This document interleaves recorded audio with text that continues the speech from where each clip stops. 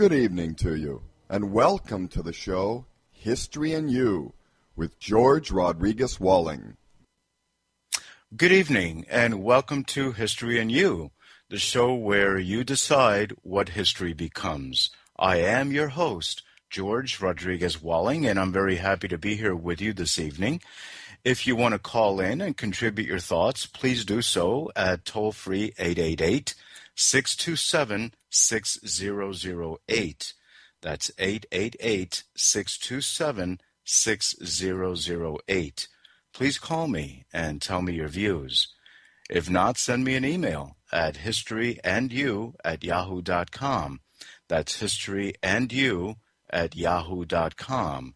You'll find me at www.bbsradio.com/history-and-you. Also, please remember to visit and support my Facebook, Twitter, and YouTube links found on the website as follow-ups to each and every program. Tonight's show is dedicated to two men who have given many of us good reasons to think about our spirituality, about the way we live our lives, and about how we treat one another, and about coming closer to God. The topic for this evening's show: why do we need spirituality? On September 25th, 2009, I woke up to go to work just like any other day, only to be informed by mid-morning that my father had passed away. The man who meant everything to me was no longer around. My father was larger than life, and if he can hear my words now to him, he would know how much I still love him and how much I miss him in my life. The man who took me from training wheels to adulthood and teaching me the ways of the world, who taught me the hardest lessons in life with the softest touch that only a loving father could give, was now suddenly gone. That's very hard to endure. It's very hard for anyone to endure. I can still remember him waving his last goodbye as I left the house the night before he died. The person who meant so much in filling my day was now nowhere to be seen, nowhere to be heard, nowhere to embrace any longer. If I could only see him one more time to thank him for so much and to tell him how much I miss him, would be the chance that I never chose to do enough when he was around. And that I'll have to live the rest of my life with. But regardless of my mistakes, I will see my father again. I do sense his presence, though. Within every sunrise I see him there. And in the hush of every sunset, his affection is there in celestial quiet. It is the gift of God that God has freely given to me to always remember his love until my moment comes to kiss him in gratitude. And there, I will see my father again. The passing of my father has made me think of earthly things, of worldly concerns, when asking, where did he go? And led to wonder about the transference of his existence, where his consciousness has gone, and where is the life I once knew. It's also made me think even harder about, I guess, my own mortality, especially when pondering at the fact that we're all visitors here for only a little while, to visit friends, to see events, to swim oceans, hike mountains, befriend animals, be awed by others, fly the earth, relish our food, live in interesting times, fulfill your ambitions, and finish your life with a good and loving spouse to share it all. In short, to live out a life on an earth of great and generous beauty, and be able to appreciate the wonder of it all. Because just as quickly, we're going to be taken someplace else. We're all renters who rent out a space and time to live out our lives until the rent expires and have to move again. And along the way, we get to own nothing. Nor do we take anything with us either when leaving. We check out just the same way we once checked in. Naked, humbled, and vulnerable. Don't forget that. On October 19th, 2012, my father-in-law passed away. A good man by nature and spirit, I will always remember him for his sense of humor, his work ethic, his unyielding devotion to his wife, his quiet but steady love as a father, and his unconditional passion for his family. But what I will cherish most from this man, from whom no eulogy is enough, was that he was the first and only one to embrace me, to accept me unconditionally as a husband to his daughter, as a stepfather to his granddaughters, and as a step-grandfather to his great-grandchildren, without any reservation. As I learned many things from my father, and I did, I also came to understand from my father-in-law the purpose of his many conversations and those trusted moments of family insights he shared only with me, as if to pass over the responsibility of looking out for his family. My beloved Noni, who was also the only one to leave me with a renewed appreciation of a worthwhile attraction, the beauty of a woman, the scent of her talent, and to never let me forget that a woman's shoulders are the front lines to a mystique. I too shall miss him. Where did he go? And where is he now? This was a good man. Let's take a quick break and we'll be right back with the need for spirituality. bbsradio.com.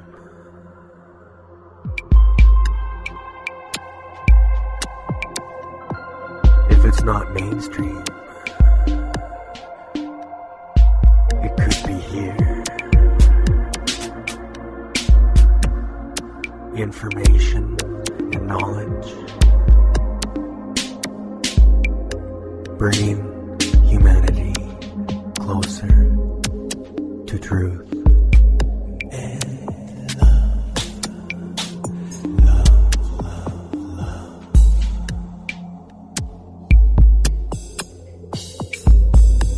bbsradio.com.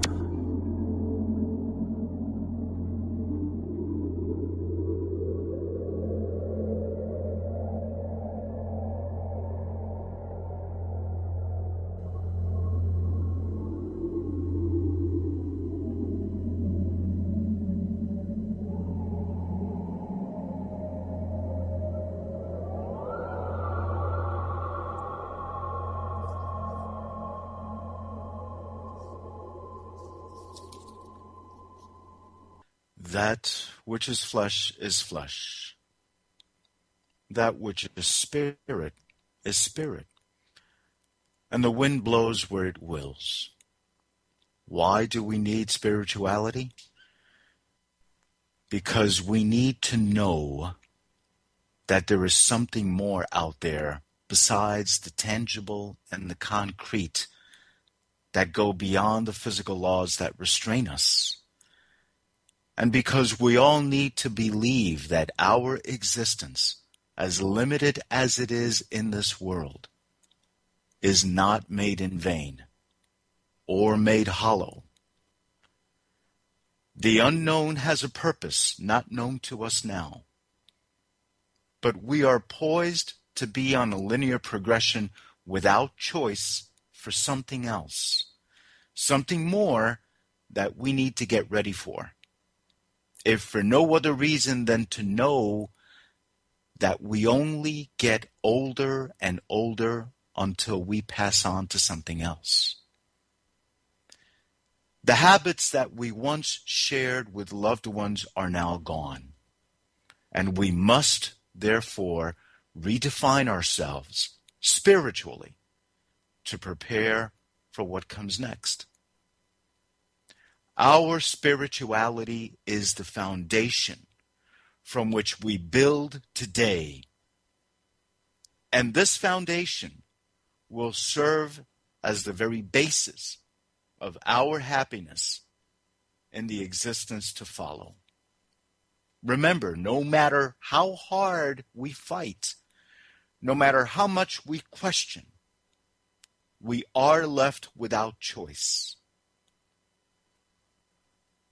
The difference among us in the way we view the world and the life we live in it is that some people are of this world. The atheists, the nihilists, the materialists, the existentialists, in short, the non-believers, and others that are not of this world. The just, the followers of truth, the humbled, the believers of mortality, and those who do reverence to their transcendental future. Why do we need spirituality? Because it's all about our survival and salvation. This is why human arrogance astounds me. This arrogance is fed by the ignorance of people not realizing or choosing not to think about how limited and how small we really are within the universality that surrounds us. Haven't you ever seen how small we are when taking an aerial view of an urban area? Haven't you ever been standing in front of an earthly wonder of majesty and beauty like the Alps, Angel Falls, the Grand Canyon, or any volcanic site and felt yourself small and pale by comparison? Ever taken the time to see the insignificance of you as an alter ego, naked and prepackaged for death, with little reason for salvation and even less of a reason to give you hope, and yet God sees, God forgives. I'd like to share some brief thoughts from an anonymous atheist who succumbs to the thought that there has to be some degree of believability in spirituality. The inevitable reality of fate forces every sound, rational, and logical mind to consider the validity and the significance of needing to have a spiritual sense about you as a vehicle for a new consciousness. It is a leap of faith, I know, to acquire a sense of spirituality. but one that the arrogant needs to think about incessantly. His thoughts are as follows, and I quote, "I may not be correct here. That's why I'm putting this up for discussion. But to me, art and music seem to be the result of some sort of spirituality. I don't necessarily mean spirituality as in theology, or even as believing in a deity, but a sense of our own mortality and a search for meaning. I consider myself an atheist, at times even a nihilist. However, I feel that without some belief, any belief, the will to live disappears. It's almost as if the spirit, whatever that might be, isn't fed, the body dies. The mind is just a machine, the body on autopilot until the meaninglessness of it all kills." Unquote. Now, this came from an atheist who has come to the realization that there has to be something else. There has to be something more out there. And we don't think about it enough. We don't. We don't think about it as much as we should. And after you hear my words, and after this program is over, we all seem to go back to our routines and our habitual ways of thinking, almost as if, like Plato said, we crawl back and hide into our each and every routine cave that we all have. And we insulate ourselves in each of our own little cozy, quiet, insulated, protected caves. We all go back into that because we all need that in our lives. We all need to not think so much, not risk so much about things that we really don't know. And I'm telling you that you have to get out of your cave and you have to think and risk what you need to know about. Because what you are thinking about, what is going to happen, will happen. And you will not always have this protective cave about you to hide and seek protection from the inevitability of fate and life. The inevitability of spirituality having to come to you. Faith is difficult to understand. I know. And to have faith in something is hard. It stretches the human spirit. It stretches you beyond what you think is possible. It makes you jump into something that you're not familiar with. And if you don't understand it, we keep away from it. It's almost like that exercise where you close your eyes and you allow yourself to fall back and let a very good friend of yours catch you about 6 inches off of the floor. Before you're about to snap your neck, your friend catches you. You got to have faith. You got to have that kind of faith to know that no matter how close to being a paraplegic, your friend is going to be there to catch you.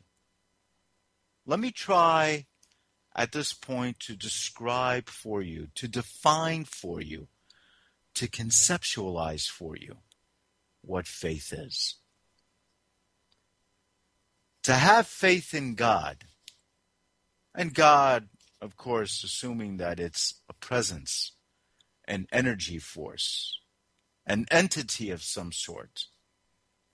So to have faith in God is to bring your entire being, that is, your entire body, mind, and soul, to trust in the very thought of whatever is making you feel good about what it is you want to trust, be it God or a similar spiritual desire, which in turn makes you want to be more than what binds you to earthly conditions. Let me repeat this for you one more time, just so that you can understand what I'm trying to say here. To have faith in God is to bring your entire being, body, mind, and soul, to trust in the very thought of whatever is making you feel good about what it is you want to trust in, be it God or a similar spiritual desire, which in turn will make you want to be more than what binds you, what restrains you, what limits you or holds you down to earthly conditions. So you want to almost have an out-of-body experience within your own power and within your own will to do so and to make it happen. If there is a willingness to believe, then put your trust in your faith for your insight to grow, and it will. But there is something that I have to alert you to. As your faith and your insight grows, be aware that being spiritual can mean a growth in the power of your mind as well. And it is here where evil can also reside. It is here where evil can also live. Let me explain something to you that's very important about the mind. The mind can be a repository for evil because the mind is objective, because the mind calculates, because it divides, it separates, it estimates what yours and what is not yours. It tells you what is yours, what belongs to you, and what does not belong to you, what you need to covet, and what you can do without. The mind assesses division, folks. That is to say, the mind estimates the value of what you want to divide. The good, on the other hand, lives in the heart. The good resides in the heart, where it desires no division, but only a unification of all parts. The heart is inclusive to the world. The mind discriminates the world through divisive mechanisms that classify its people into useful and useless parts, parsimoniously.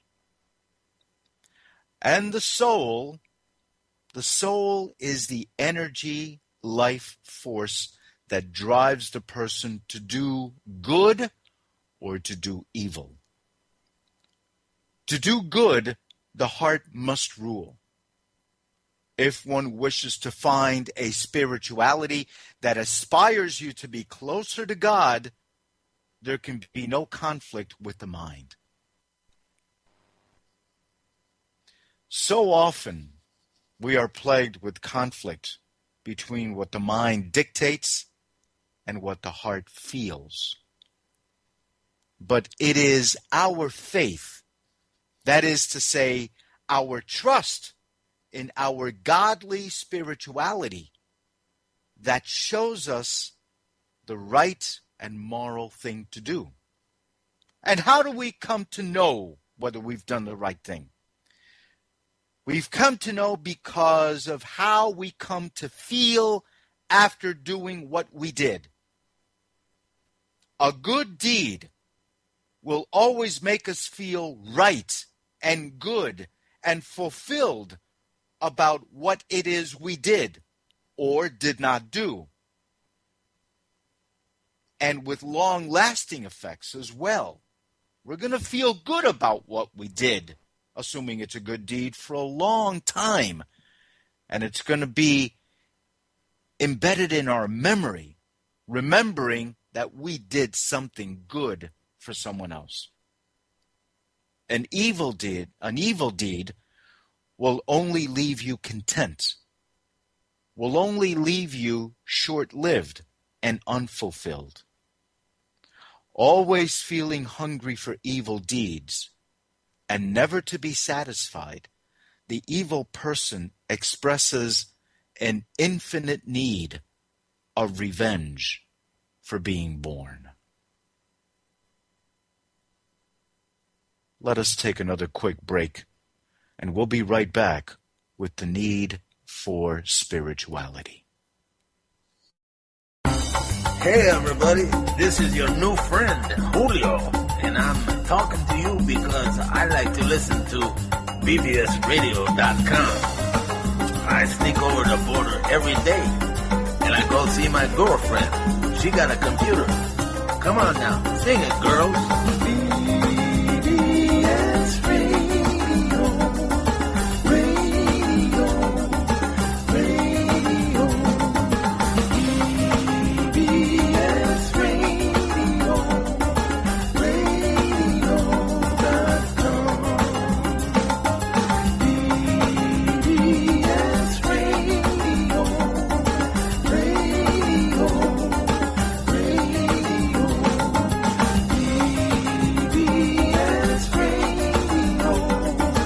Radio,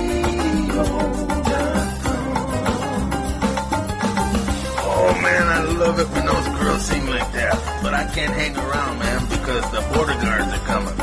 So I'll catch you later, unless you catch me later. Bye-bye now. Don't forget to listen to bbsradio.com.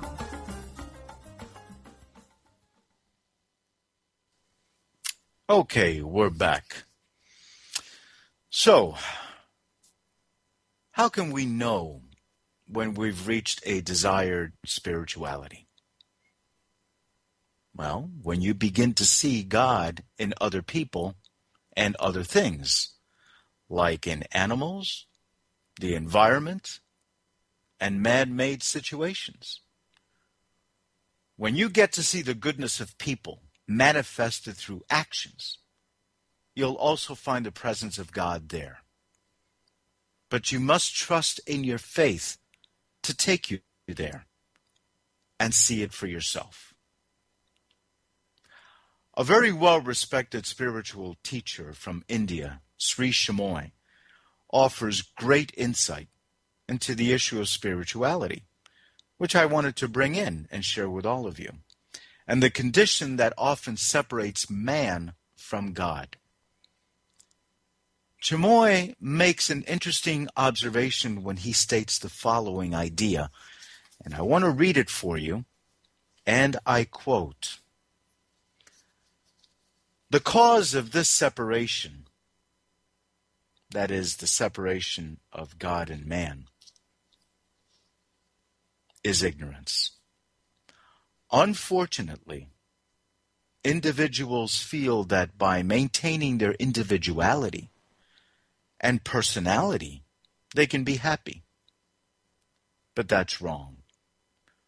Only by entering into universality can we be happy. Individuality and personality will derive satisfaction only from universality.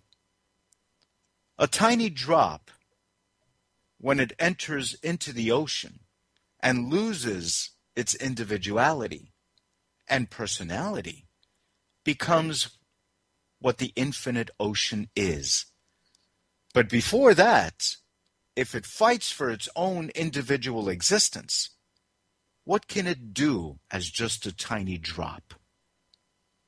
So it is the ignorance in the drop that makes the drop feel that it can be satisfied by maintaining a sense of separateness, which is absurd.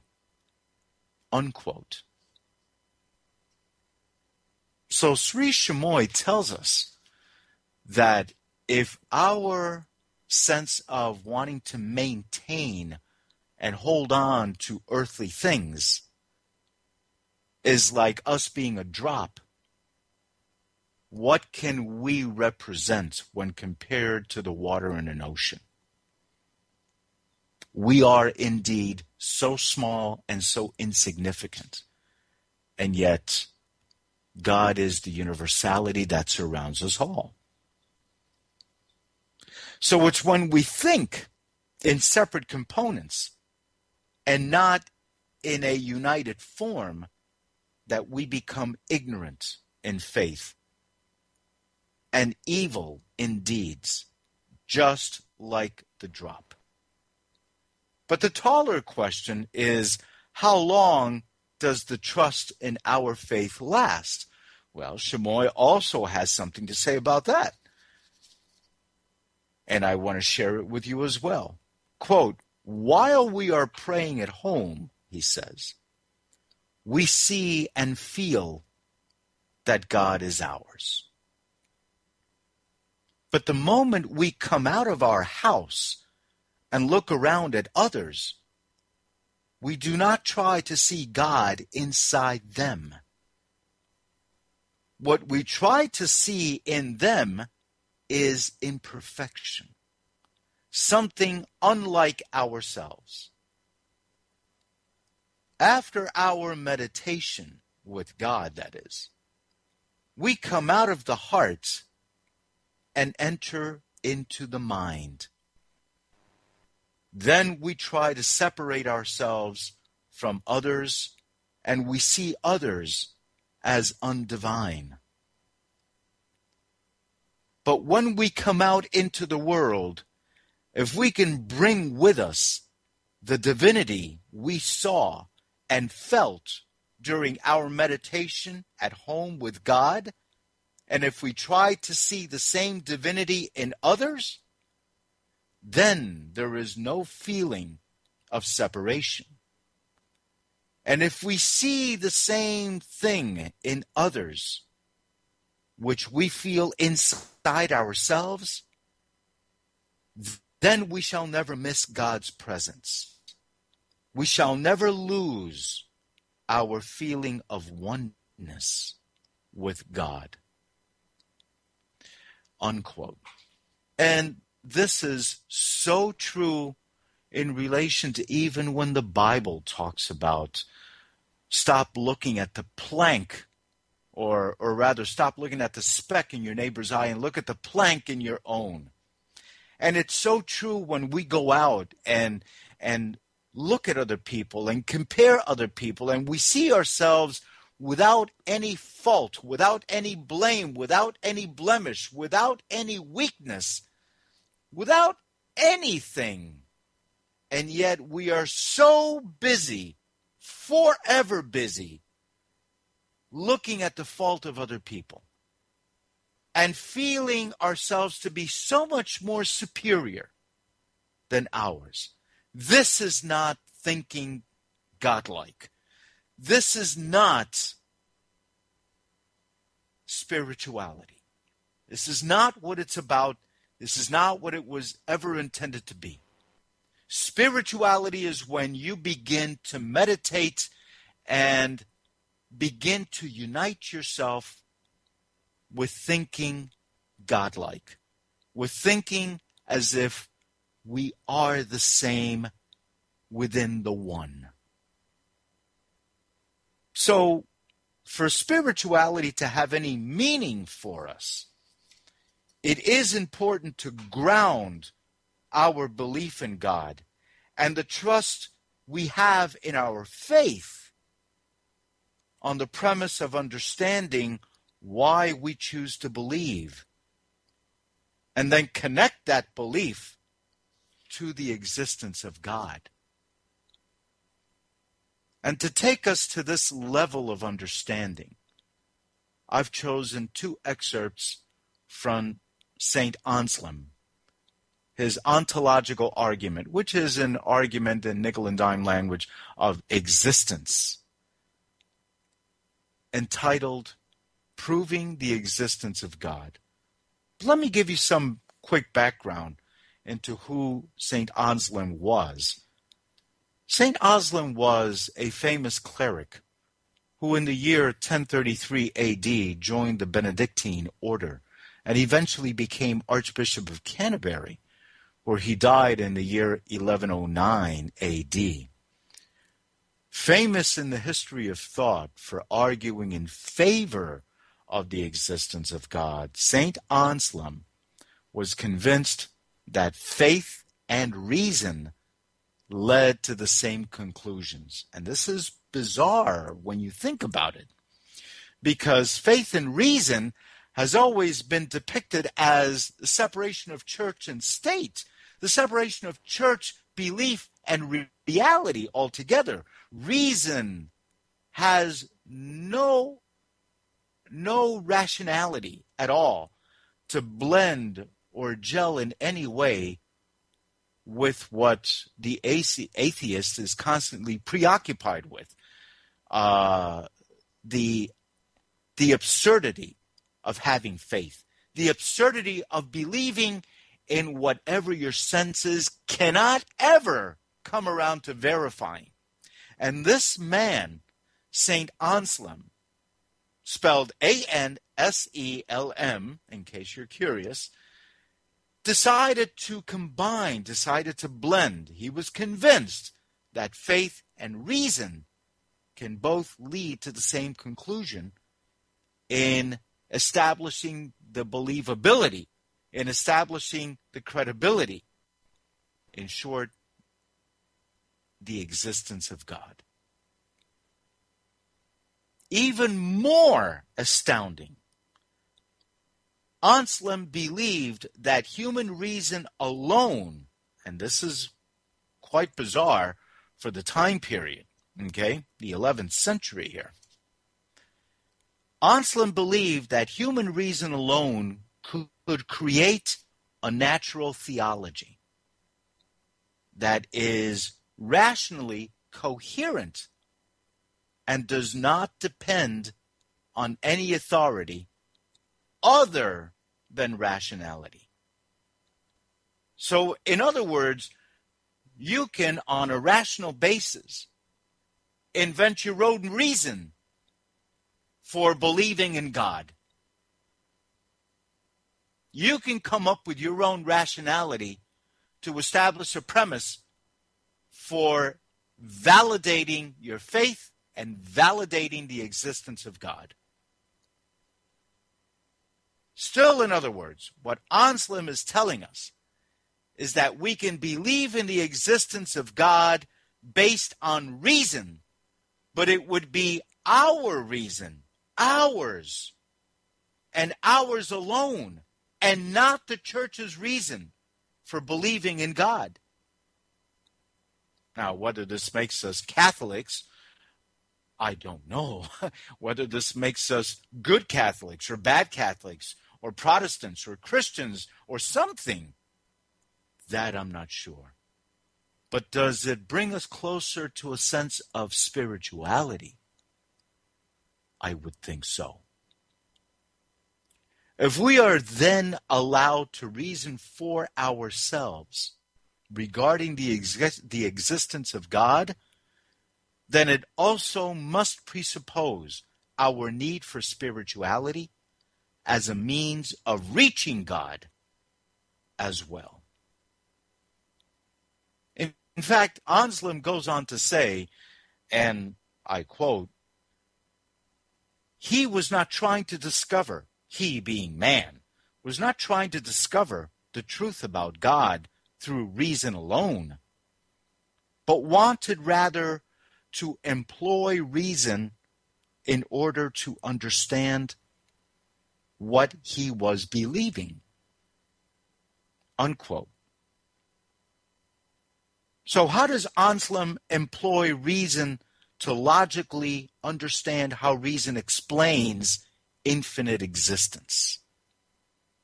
Well, Anselm proceeds in a rather dazzling display of logic when he argues, and this is very important to listen to, because a man from the 11th century to be saying such things, be it not that he was a cleric, could be interpreted as blasphemous, and people at that time were burned alive at the stake. So he says, and I quote, "Everything that exists either through something or nothing. Obviously, it cannot come out of nothing. The only remaining alternative, then, is to say that a thing is caused either by something else or by itself. It cannot be caused by itself because before it came to be, it was nothing. To say that it was caused by something else could mean that things cause each other, which is also absurd. There must therefore be one thing that alone is from itself, and that causes all other things to be, and this is God. Since everything comes from something previous, and because nothing can come from nothing, there must therefore be a point of origin, an original source from which all things spring forward. This source has to be God, arrived at by the employment of reason in trying to understand man's need to be spiritual in order to believe in his trust for having faith as a measure of reaching God. There has to be a point of origin. There has to be something that stands alone. And these are spiritual reasons to think about in preparing yourself for the journey that we must all take. All of us, no matter at what age, no matter under what conditions, no matter at what of the most unexpected moments, no matter what, that journey will come to you. That moment will knock on your door. And so I say to all of you, everyone who is listening, please hear my words when I say that spirituality matters. It matters because it does give sight to those who wish to see. And because it blinds those that see in the world. Because it prepares us for the journey we must all take. And because it allows us to better understand the purpose of our mortality in doing all we can to help one another accept our inevitable fate.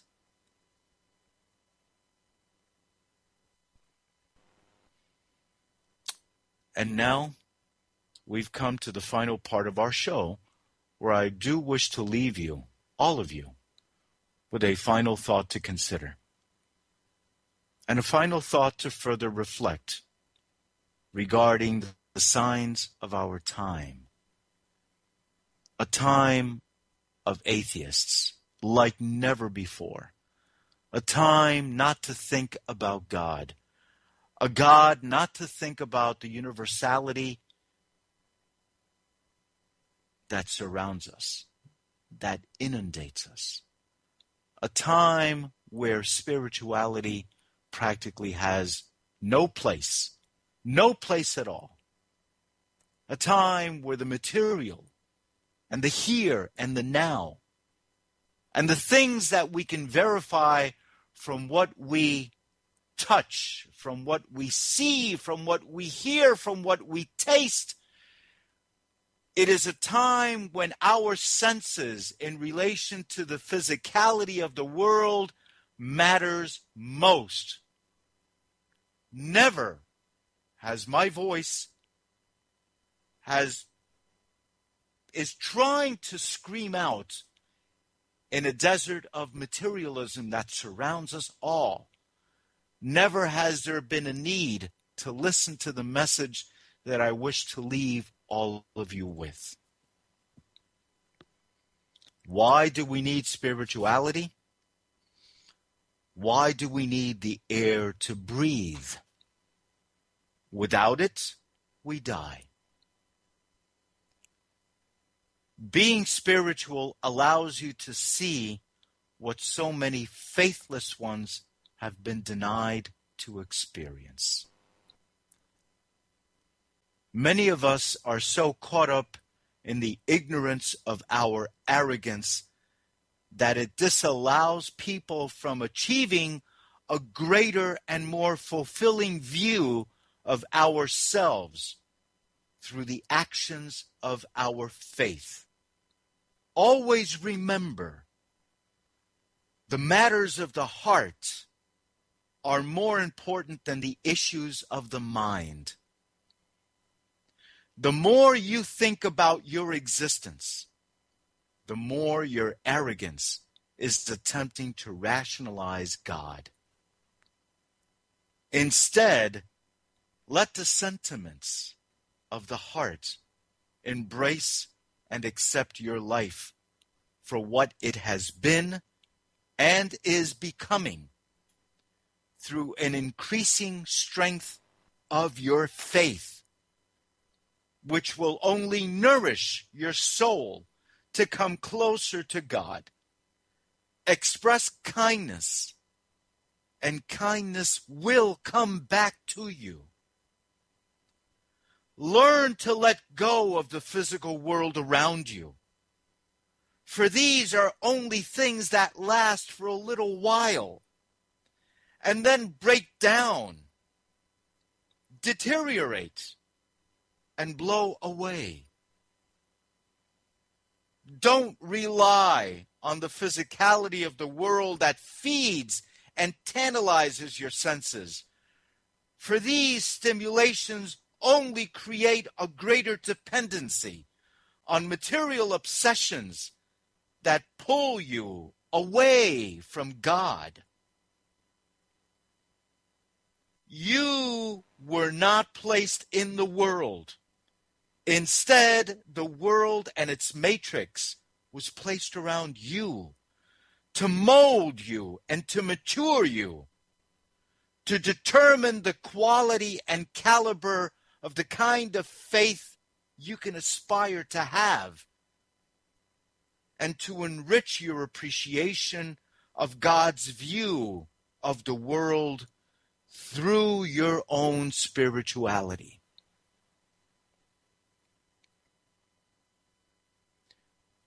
My faith tells me I will see my Father again, because I believe in my faith, and because I've come to trust that my faith in God will never betray me.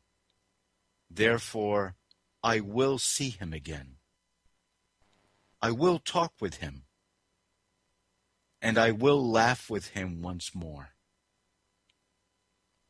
Your spirituality is the baptism of your new life, and it will laugh at the face of adversity whenever moments in your life get tough, because your faith in God will always stand by you, never to leave you, always to strengthen you, always to love you. Please join me again next Tuesday night at 7 p.m. for another hour of insights by visiting my website, at bbsradio.com/history and you. And also please support my Facebook, Twitter, and YouTube links found on the webpage as follow-ups to each and every program. As your host for this evening's show, this is George Rodriguez Walling, wishing for all of you a very, very pleasant evening. Good night.